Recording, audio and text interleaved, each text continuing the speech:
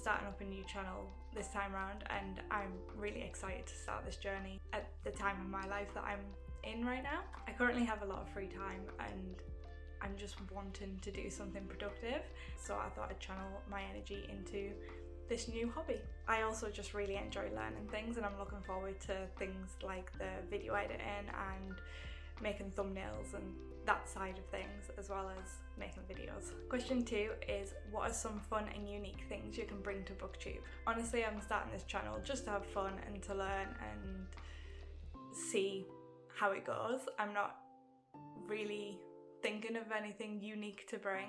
There's a couple of things that I did think that may be a little bit different over here compared to some other channels, and it's just things like taste in reading. I'm still a huge fantasy and thriller lover, like a lot of booktubers out there, and they are the main genres that I gravitate towards, but I do like reading a bunch of other books as well, and I'm looking to find some specific likes and dislikes in books to really narrow down my taste in books. I guess what might be a little different is there'll be a journey of finding out my likes and dislikes in certain genres and things like that, but I guess everyone does that naturally when they're reading anyway, so I don't think it's that unique, but I'm just throwing it out there. It's kind of a journey that I'm actively on at the minute to find very specific things in books, which will make it easier for me to find books that I love in the future. Basically, I'm here to have fun and I'm here to learn. If anything fun or unique does happen whilst I'm here, then great. But that's not my aim for now. And I also just don't want to put a lot of pressure on myself. Question 3 is, what are you most excited for about this channel? I'm genuinely just really interested in learning. As I said, I did try and do booktube previously, and back then it was just on a whim. This time around I've put some thought into it and thought why I want to be doing this. I remember when I did do my old booktube channel that I really enjoyed the editing side of things, so I actually want to actively learn how to use editing software. Besides that, just being here and talking books in a like-minded community. I'm just excited to talk books, to be fair. But yeah, learning along the way would be great. Question 4 is, why do you love reading? And I think the answer along the board is usually escapism, and I agree. There's nothing like picking a book up, jumping into a new world and totally forgetting about everything else that's happening around you. I also find that books in general just speak more to me than films or TV shows. I still love watching films and TV shows, but the stories, the way storytelling is in a book just hits differently. Like if a book is gonna make me sad, it'll make me much sadder than a film ever will. It's interesting because I cry more at films. It's harder for me to cry at a book. But if I cry at a book, I'm worse. So much worse than if I was crying at a film. It really gets me, I guess. So yeah, the impact that books have in general is amazing, and I just love everything about books, like going to look for new books, going to look for new stories, and buying books, owning books. I love holding them, everything. If you read, you'll get it. Question 5 is, what book or series got you into reading? I think the answer will be the same for a lot of people, and that was Twilight. I used to read before that when I was younger, and I used to go to the library with my grandma that was just like around the corner from where she lived, and I've always really enjoyed reading, but my earliest memory of books that stick with me is the Twilight series, and ever since I read those books I've kind of non-stop been reading. So yeah, the Twilight series really did it for me, and I still love those books to this day. And I even have a copy of Eclipse off my grandma that she gave me for my 13th birthday, and she signed it and said happy birthday in it, so that's really special to me and I love rereading those books. Question 6 is, what questions would you ask your favourite booktubers? I'd love to ask them a bunch of questions on their YouTube journey, their booktube journey. What made them start? What made them keep going? If they started again, would they do anything differently? but also I'm just really curious to what's their favourite video. You see these videos that get a huge amount of views, and that's typically what the watchers are enjoying, but I always wonder if they enjoyed filming something completely different and why, what their favourite video was and why. I'm interested in the like creative aspect of it, because as much as I like learning and as much as I want to try and learn new things and be creative, I don't think I'm naturally creative. I'd like to round all the booktubers together and see their different outlooks on how their creative inspiration starts, if that makes sense. Number 7 is, what challenges do you think starting a booktube channel will be the hardest to overcome? So I think the biggest challenge for me would be the confidence and consistency. So I've decided that I want to hopefully be uploading videos weekly, and that's basically to hold myself accountable, because if I let any room for doubt come in the way, I could quite seriously just be like, well, there's no obligation here, there's no reason I should be doing this, let's just stop.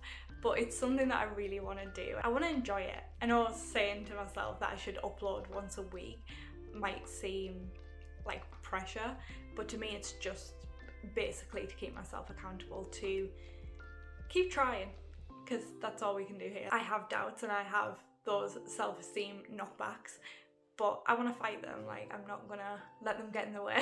Please quote me on this if I ever miss some time or if I just disappear. Quote me on that. Question 8 is, when did you start reading? As I said earlier, I used to go to the library with my grandma from a very young age, but the books that I remember reading that kicked off my love for reading was the Twilight saga, Twilight series, that I read around the ages of like 11, 12, 13. Question 9 is, where do you read? And I basically read anywhere and everywhere. We've actually, me and my partner James, we've both started reading more often, even when we're together. So on a morning, when we do our little morning routine, he always gets up, makes us a coffee whilst I'm getting dressed, and like whilst we're pottering about and doing our morning routine, we listen to audiobooks. We have also started putting it into dog walking, so when we're walking our dogs and we go for a very long walk on the field, oh, my arm's just clicked, then we stick audiobooks on, because we both enjoy reading, so that's great. We try and fit some time in before bed to read, and then I will just read anywhere. When I'm cooking or cleaning, I have an audiobook on. Memoirs and like true crime, things like that work really well for me, because it's when I'm like cooking and cleaning, it's just audiobook, or when I'm out in the car, it kind of feels like a podcast to me, so I can really tune in quite easily in those situations where I'm just listening to the audiobook. Outside of that, my favourite place to read is on the sofa, because that's like me winding down for a few hours and committing to some proper reading time, and that's all I'm doing. But yeah, I read everywhere, sometimes on my computer, if I'm playing games, anywhere and everywhere. One place I would like to start reading is outside. I see a lot of people like in the summertime, spring, summertime, when I'm out and about book shopping, they'll just be kind of on a patch of grass somewhere reading, and it always looks just really nice to just sit in the sun and read. I have done that like in my garden and things, but I just think there's something about going to a park or something that feels really appealing to me, just being in that nice environment and reading a good book. Number 10 is, what kind of books do you like to read? Currently, I'm reading a lot of fantasy. I would say my main genre when I first started reading after like Twilight and the dystopian books was thrillers. I really loved thrillers, but the more I read of them, the more typical plot twists came about, and I'd read that before in this other book and so on, so I started gravitating more towards fantasy. I think the first proper fantasy book that I picked up was The Final Empire.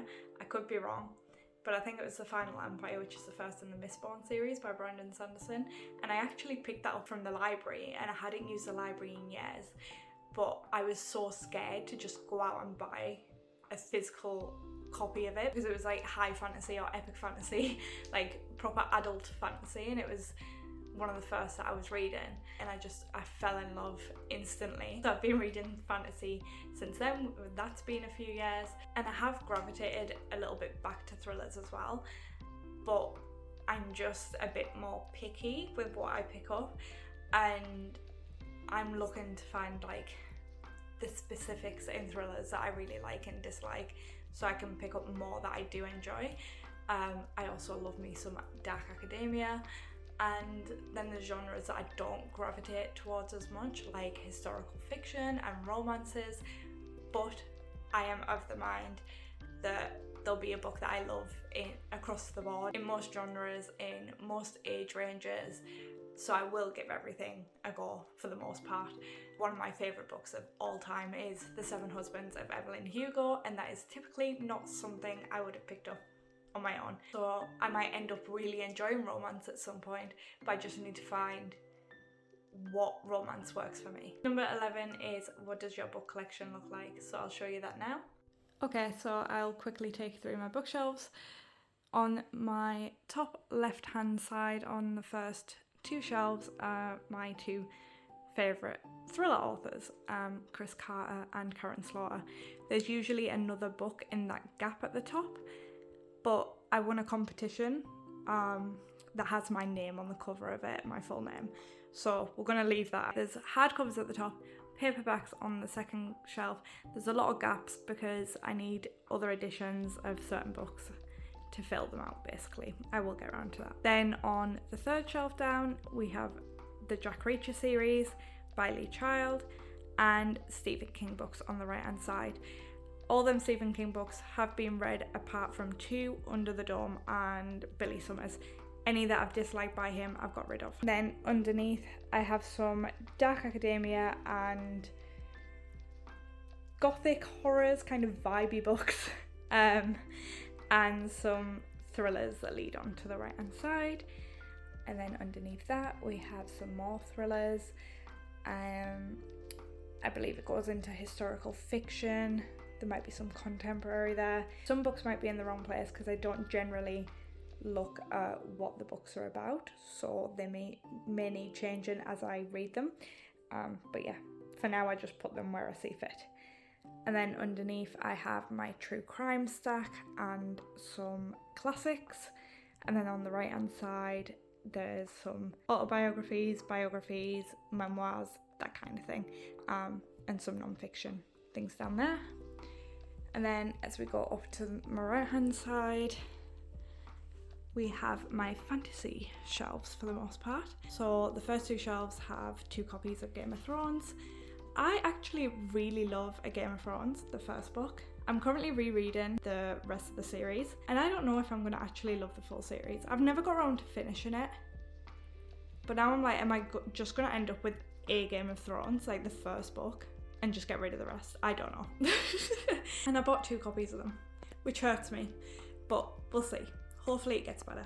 Underneath that we have Brandon Sanderson's adult fiction on the left hand side, and then his YA sci-fi on the right hand side that then leads into sci-fi by other authors. And then underneath that we have Wheel of Time and the Greenbourne Saga, Royal Assassin, Royal Apprentice, Assassin's Apprentice and Royal Assassin, sorry.